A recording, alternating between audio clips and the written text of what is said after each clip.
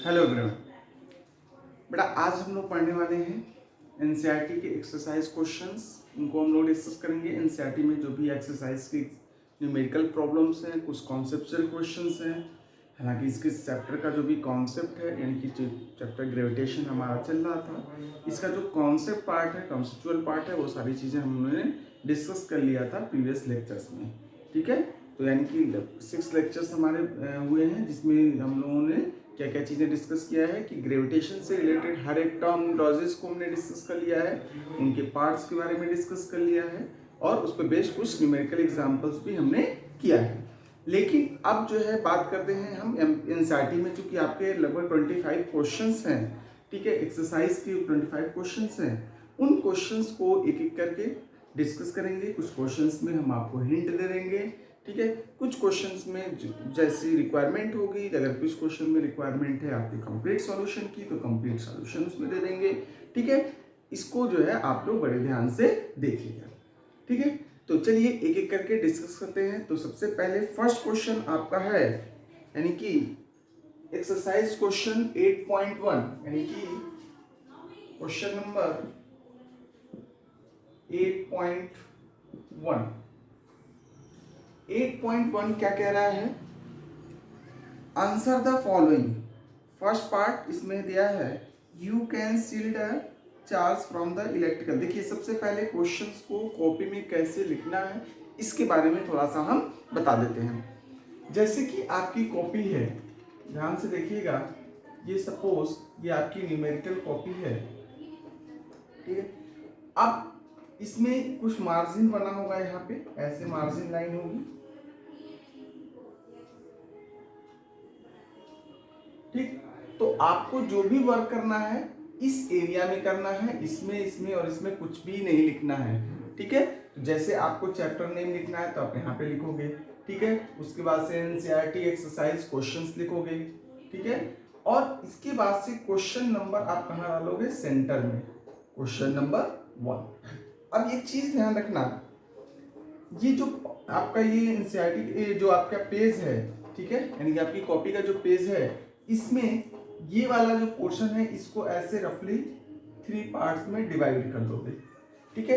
और जिसमें 2 पार्ट्स को एक साथ रखोगे और एक पार्ट को अलग एक ऐसी लाइन ड्रॉ करके छोड़ दोगे, ठीक है। अब क्या होगा, यहाँ पे आप लिखोगे क्या? क्वेश्चन नंबर, मान लिया कि 8.1, ठीक है, क्वेश्चन नंबर 8.1। और यहां से आप इसका लिखोगे, मान लीजिए 1 का ए पार्ट है तो इसका लिखोगे यहाँ पे आंसर। यहाँ पे 2 तरह के क्वेश्चन होंगे, कॉन्सेप्चुअल क्वेश्चन होंगे, यानी कि उसमें हो सकता है कि आपको सिर्फ क्या लिखना हो? स्टेटमेंट लिखना हो, ठीक है। न्यूमेरिकल क्वेश्चंस नहीं है, स्टेटमेंट लिखना है, ठीक है। व्हाट हो, वाई हो, इस तरह के क्वेश्चंस होंगे, तो उसका आंसर स्टेटमेंट के फॉर्म में लिखना होगा। तो एज इट इज इसका स्टेटमेंट आप यहाँ से लिख दोगे, ठीक है। एक क्वेश्चन कंप्लीट होने के बाद, उसका आंसर कंप्लीट होने के बाद यहाँ पे एक लाइन ड्रॉ करोगे, फिर यहाँ पे लिखोगे, जैसे मान लिया क्वेश्चन नंबर, इसको 8 नहीं लिखोगे तो भी कोई दिक्कत नहीं है, सिर्फ 1 का 1 करोगे। क्वेश्चन नंबर 2 का मान लिए ए पार्ट है, ये करोगे। अगर मान लिए ये क्वेश्चन आपका क्या है, सॉल्यूशन, मतलब जो न्यूमेरिकल टाइप का है, यानी कि सॉल्यूशन है इसमें होगा, तो यहाँ पे क्या लिखोगे?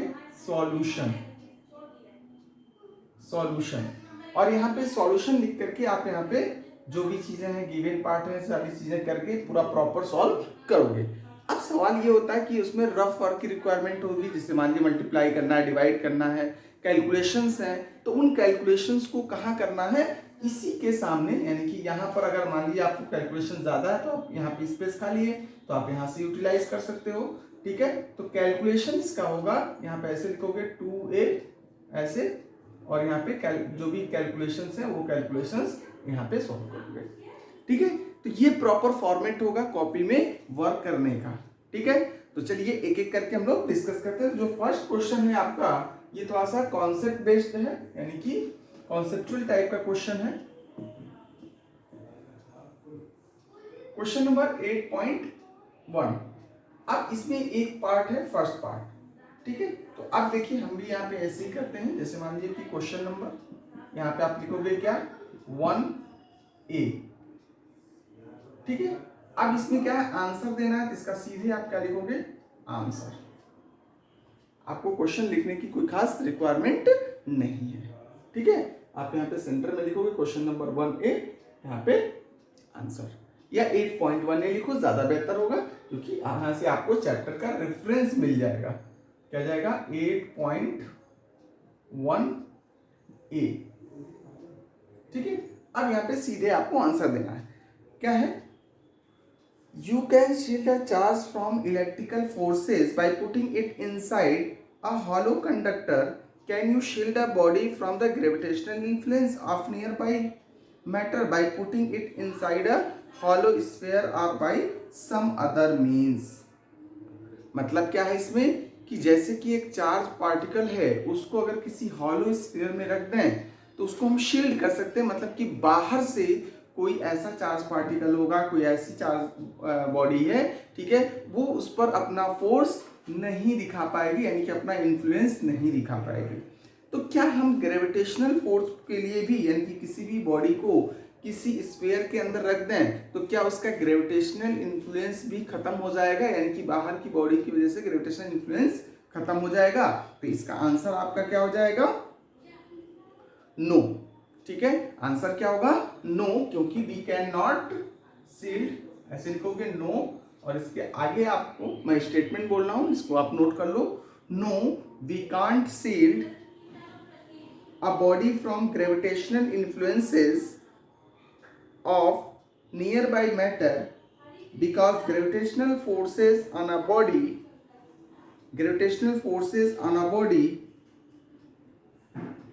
due to nearby matter is independent of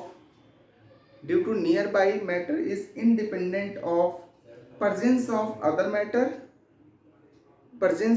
matter which is not so in case of electrical forces। बस इतना आंसर आपको लिखना है। इसी तरह से अगर हम सेकेंड पार्ट की बात करेंगे, क्वेश्चन नंबर, यहाँ पे क्या लिखेंगे? 8.1 का बी पार्ट। अब इसका आंसर यहाँ पे आप क्या लिखोगे? जो भी स्टेटमेंट है कंप्लीट हो गया, यहाँ पे एक लाइन ड्रॉ कर दोगे, आंसर लिखोगे। सेकेंड पार्ट आपका है, an astronaut inside a small spaceship orbiting around the earth cannot detect gravity.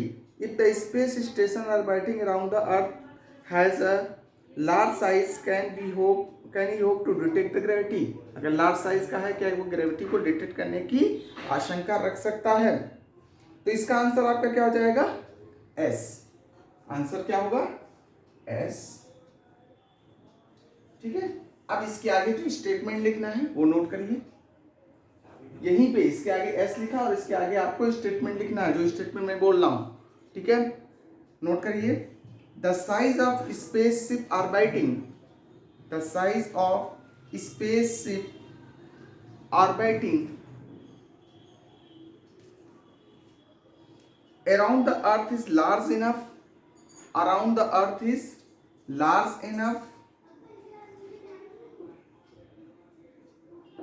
an astronaut inside the spaceship can detect variation in g, मतलब कि g, small g, that is acceleration due to gravity. Acceleration due to gravity में जो variation है उसको वो detect कर पाएगा। ठीक है, नेक्स्ट क्वेश्चन आपका क्वेश्चन नंबर सी, यानी कि सी पार्ट देख लीजिए। क्वेश्चन नंबर सी, यहां पर भी आप क्या करेंगे? एक लाइन यहां पे ड्रॉ करेंगे। क्वेश्चन नंबर 8.1 का सी पार्ट, बिल्कुल यही फॉर्मेट होगा लिखने का। आंसर क्या है?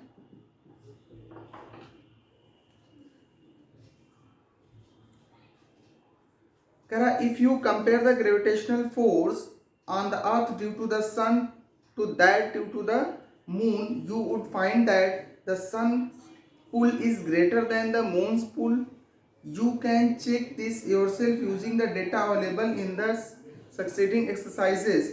However, the tidal effect of the moon's pull is greater than the tidal effect of the sun. Why? भाई देखो, टाइडल इफेक्ट होता है, टाइड वगैरह देखा होगा सीरीज में कैसे आता है? तो आप देखते हो कि gravitational due to the it comes due to the gravitational pull of the moon, not gravitational pull of the sun, यानी कि सन के ग्रेविटेशनल, भाई सन भी क्या है, अर्थ पर ग्रेविटेशनल फोर्स लगा रही है, लेकिन मून भी लगा रहा है, लेकिन क्या होता है जो टाइड आता है, ठीक है, समुद्र में सीज में जो टाइड आता है वो किसकी वजह से आता है? मून की वजह से आता है, बल्कि सन की वजह से नहीं आता है। ऐसा क्यों होता है? इसका आंसर लिखिए। Tidal effect depends inversely on the cube of the distance,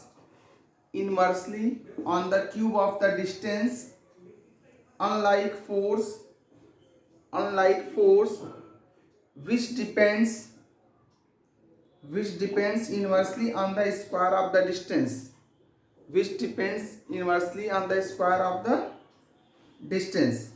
since the distance of the moon from the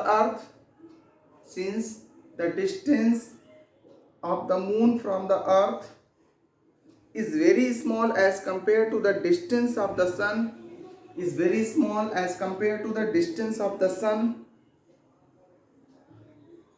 and ocean water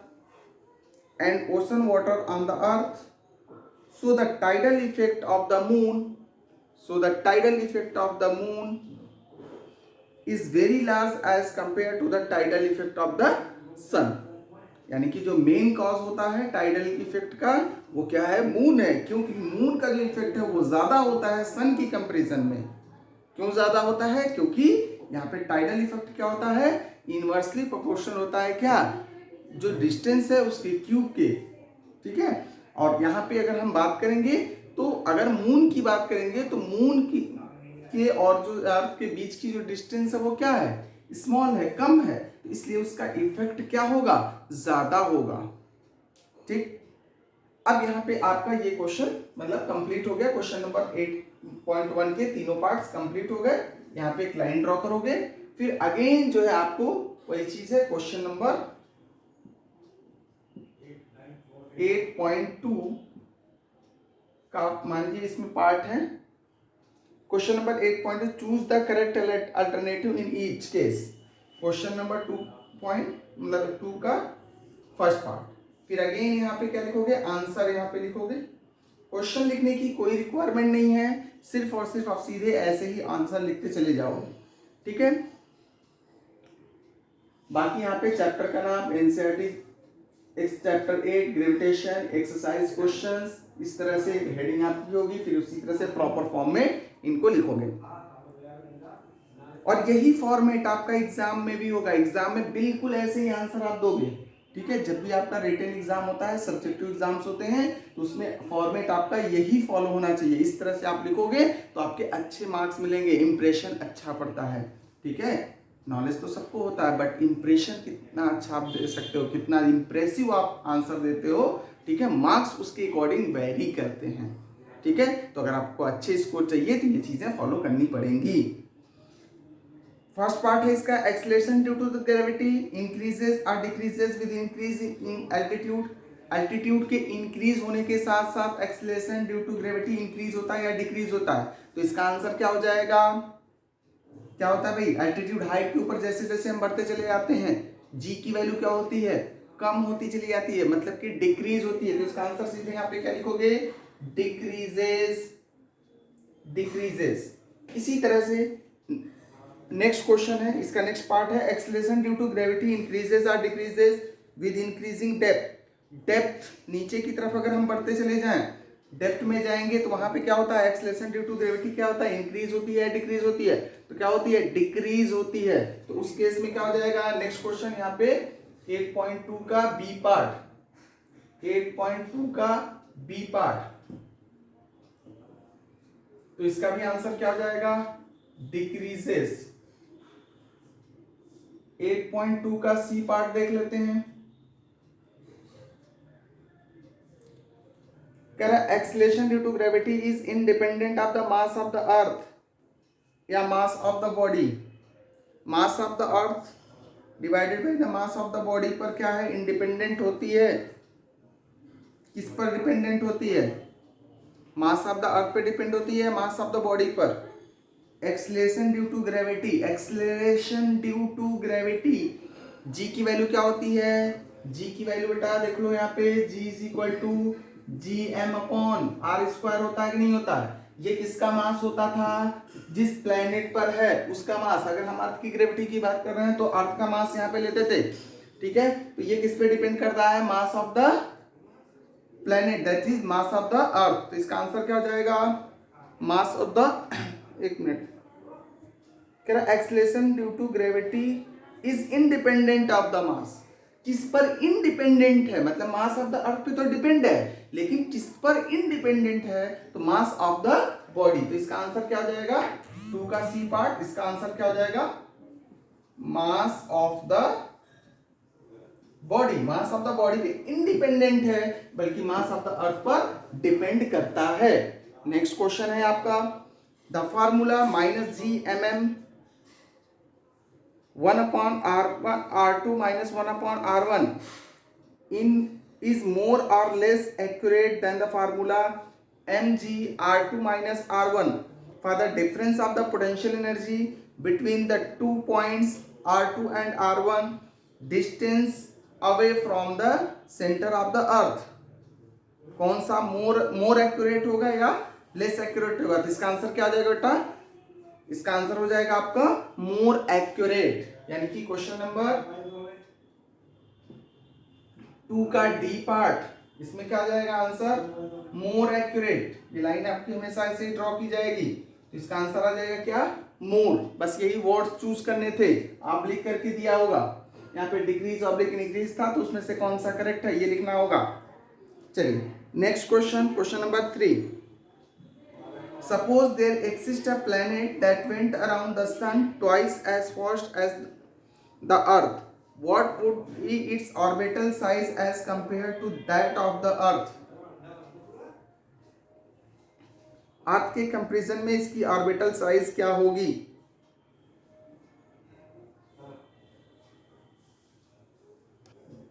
तो देखो बेटा, इसका आंसर आपका क्या होगा? चलिए देख लेते हैं।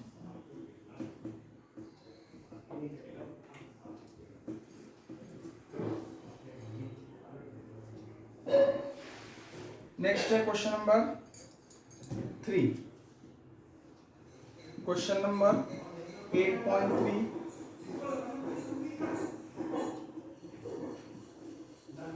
इसमें सॉल्यूशन करोगे क्योंकि ये न्यूमेरिकल पार्ट है, ठीक है? न्यूमेरिकल टाइप का क्वेश्चन है। तो न्यूमेरिकल टाइप के क्वेश्चन में हमने बताया था कि साइड में एक लाइन आपकी होगी, तो उसमें रफ वर्क जो भी करना है रफ कॉलम में करोगे, ठीक है? चलिए सॉल्यूशन में आपको क्या क्या दे रखा है देखते हैं। करा suppose there exist a planet that went around the sun twice as fast as the earth. Earth के कंपैरिजन में ट्वाइस फास्ट मूव कर रहा है, मतलब क्या है कि टाइम पीरियड जो होगा अर्थ के टाइम पीरियड के कंपैरिजन में क्या होगा? हाफ लगेगा, नहीं लगेगा, ठीक? तो अगर अर्थ के टाइम पीरियड की बात करेंगे तो कितना होता है? 1 ईयर, ठीक है? यानी कि यहाँ पे हम बात करेंगे time period of earth is equal to 1 year, ठीक है? 1 year time period of earth की अगर हम बात करेंगे तो कितना होगा? 1 ईयर। तो time period of that planet क्या हो जाएगा? 1 बाई, यानी कि time period of earth by 2, that is 1/2 year, यानी कि हाफ ईयर्स लगेंगे, उसमें हाफ ईयर लगेगा उसमें, ठीक है? और क्या क्या डेटा गिवन है भाई? What would be its orbital size as compare to that of the earth, ठीक है? तो अब एक चीज बताओ, अर्थ के लिए ऑर्बिटल साइज कितना होता है?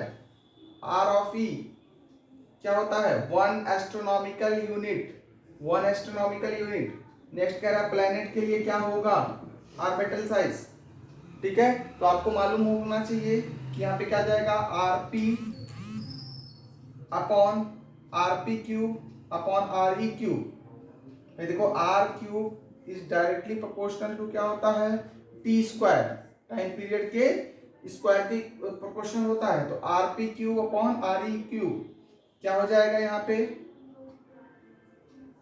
T P square upon T E square. इसका मतलब यहां से आपका हो जाएगा R P is equal to R E cube T P upon T ई का होल स्क्वायर, इसका मतलब क्या आ जाएगा, R P is equal to, यहाँ पे क्यूब रूट ले लेंगे तो क्या जाएगा, ये आर ई हो जाएगा और टी पी अपॉन टी ई 2/3। ठीक है, इस तरह से यहाँ पे सारी वैल्यूज यहाँ पे गिवन है, इसमें फिल करके आप आंसर फाइंड आउट कर दोगे, इसमें वैल्यूज पुट करोगे और उसके बाद से जो भी आंसर आएगा यहाँ पे लिख करके और लास्ट में लिखोगे आंसर।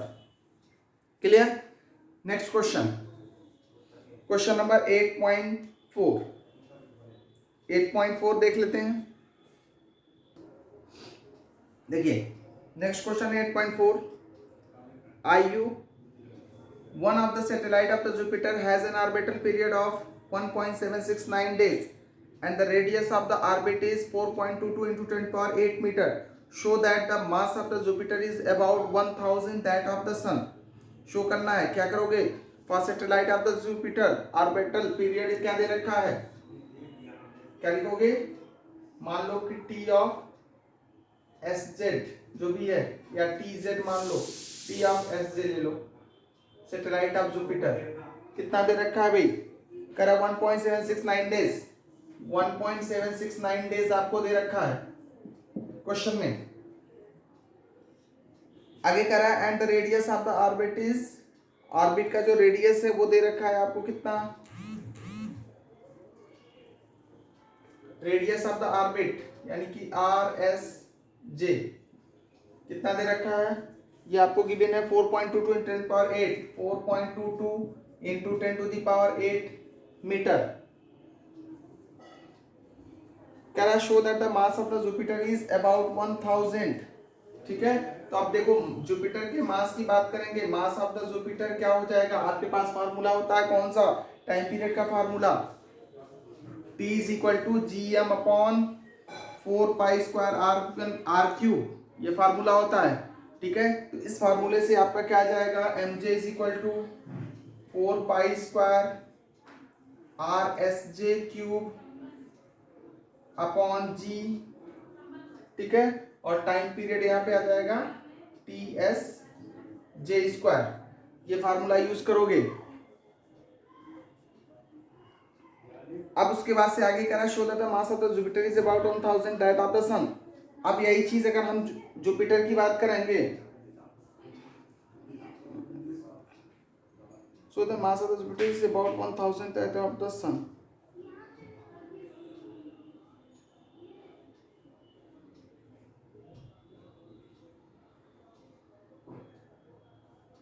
अब इसके लिए हम क्या कर लेंगे, अर्थ को कंसीडर कर लेंगे for earth.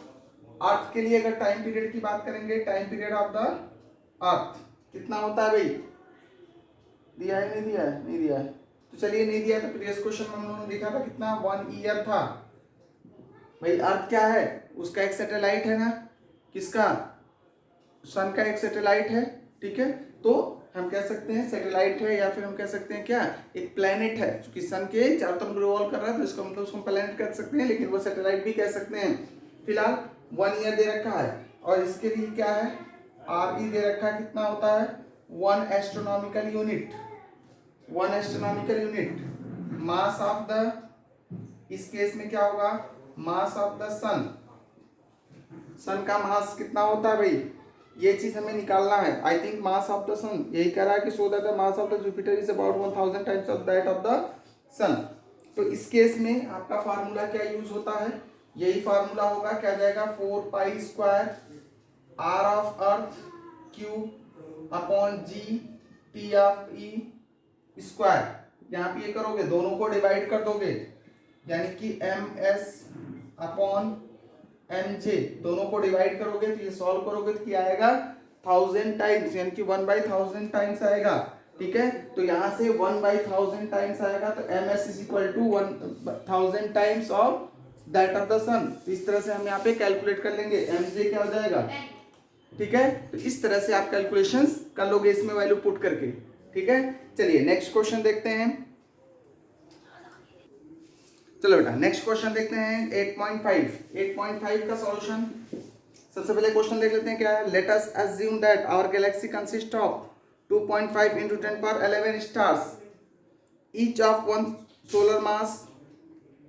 How long will the star at a distance of 50,000 light year from the galaxy centre take the complete revolution take the diameter of the Milky Way to be 10⁵ light year, यानी कि आपके पास are की value दे रखी है 50,000, यानी कि जो are की वैल्यू दे रखी है वो कितना 50,000 लाइट ईयर, ये चीज आपको दे रखी है।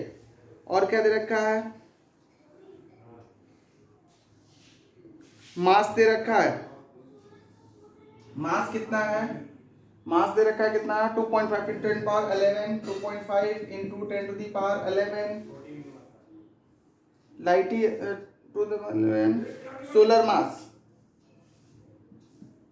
सोलर मास, ये कन्वर्जन आप कर लेना पहले सॉल्व करने से पहले, ठीक है। लाइट ईयर के लिए मीटर में कन्वर्ट करने के लिए 9.46 इंटू 10⁻11 से मल्टीप्लाई करना होगा। इसको हम किससे मल्टीप्लाई करेंगे 9.46 इंटू 10⁻11 से, तो ये मीटर में कन्वर्ट हो जाएगा, ठीक है। इसको सोलर मास को किलोग्राम में हमें कन्वर्ट करना है, क्या करेंगे 2 इंटू 10⁻30 kg से मल्टीप्लाई करेंगे, ठीक है। तो इसका मतलब ये हो जाएगा 2.5 इंटू 10⁻11 इंटू, इसको हमें किससे मल्टीप्लाई करना होगा 2 इंटू 10⁻30 kg से, तो 2 इंटू 10⁻30 इससे मल्टीप्लाई करोगे तो ये जो भी आंसर आएगा वो किसमें आ जाएगा केजी में कन्वर्ट हो जाएगा। अब आपके पास मास है, रेडियस है, आगे क्या दे रखा है, एक complete revolution take the diameter of the Milky Way with 10⁵ light year, diameter आपको 10⁵ वो दे रखा है।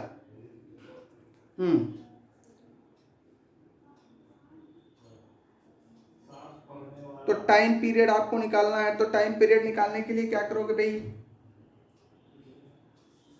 t इज इक्वल टू यहाँ से क्या जाएगा 4 पाई, यहाँ पे देखो t की वैल्यू आपको निकालनी है, तो t की वैल्यू क्या जाएगी 4 pi square R cube upon gm, ठीक है। अब चूंकि t स्क्वायर होता है तो इसका स्क्वायर रूट ले लोगे, क्या जाएगा 1/2, ये फार्मूला आ जाएगा, इसमें पुट करके सॉल्व कर दोगे आंसर आ जाएगा। नेक्स्ट क्वेश्चन नंबर 8.6 देखते हैं।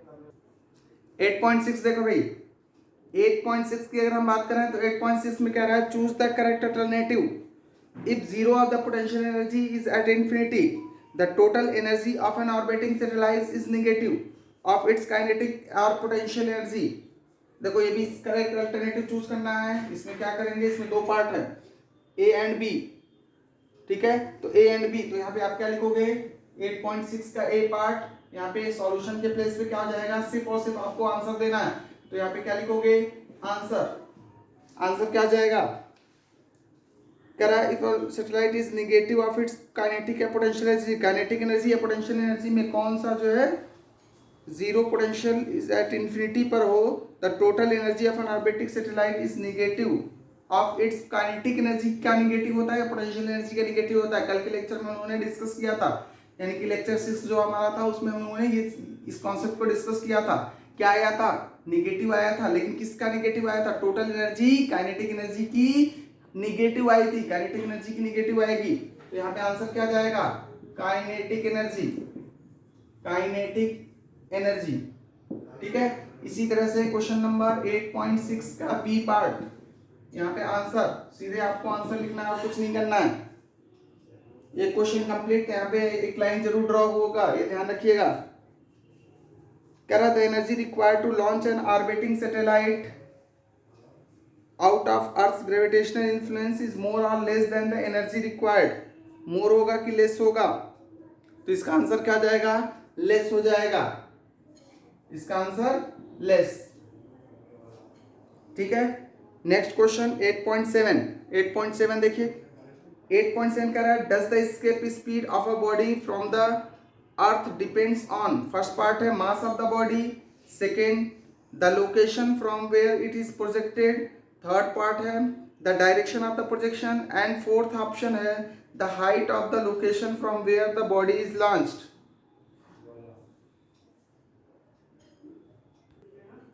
तो देखिए भाई इसका आंसर आपका क्या हो जाएगा, कह रहा है कि इसमें कह रहा है कि मास ऑफ द बॉडी पे लोकेशन पर डिपेंड होता है कि नहीं होता है।